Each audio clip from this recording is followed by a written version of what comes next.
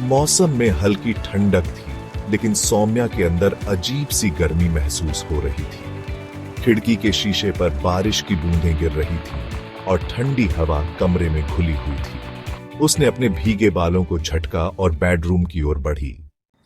अर्जुन पहले से ही अंदर था। उसके चेहरे पर हल्की मुस्कान थी। काफी देर लगा दी, उसने धीरे से कहा। उसकी आवाज में एक अजीब सी कशिश थी। सौम्या ने उसकी ओर देखा। उसकी आंखों में एक चमक थी जो अर्जुन को और करीब खींच रही थी।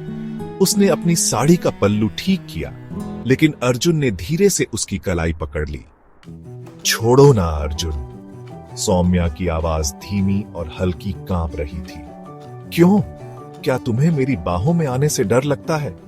अर्जुन ने धीरे से उसके कानों के पास फुसफुसाया। सौम्या की सांसें तेज हो गईं। वह जानती थी कि इस रात में कुछ खास था।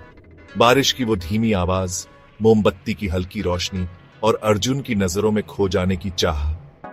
अर्जुन ने धीरे से उसके बालों को पीछे किया और उसकी गर्दन पर हल्का सा स्पर्श किया। सौम्या का बदन सिहर उठा। उसने अर्जुन की शर्ट के ऊपरी बटन खोलते हुए कहा, तुम्हारी बाहों में खुद को खो जाने का मन करता है।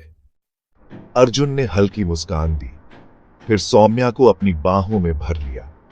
वह उसकी पीठ पर अपनी उंगलियों से हल्के हल्के लकीरें खींचने लगा। सौम्या ने अपनी आंखें बंद कर ली और बस उसकी सांसों की गर्मी महसूस करने लगी। कमरे में बस उनकी धीमी आवाजें और बारिश की थाप गूंज रही थी। अर्जुन ने सौम्या की साड़ी की प्लीट्स को हल्के से छुआ। उसकी उंगलियां और धीरे धीरे उसके कमर के चारों ओर घूम रही थी। सौम्या के होठों से एक धीमी सांस निकली और उसने खुद को अर्जुन के और करीब कर लिया। सौम्या ने पूछा, क्या तुम जानते हो अर्जुन? अर्जुन ने जवाब दिया, क्या? सौम्या ने कहा, जब भी बारिश होती है मेरा दिल तुम्हारी बाहों में सिमट जाने को करता है। अर्जुन ने उसकी आंखों में देखा और धीरे से उसके होठों पर अपना स्पर्श छोड़ा।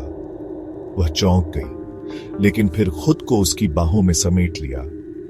बरसात की वो रात गवाह बनी एक ऐसी मोहब्बत की जो सिर्फ एहसासों में नहीं बल्कि दिल की गहराइयों तक उतर चुकी थी।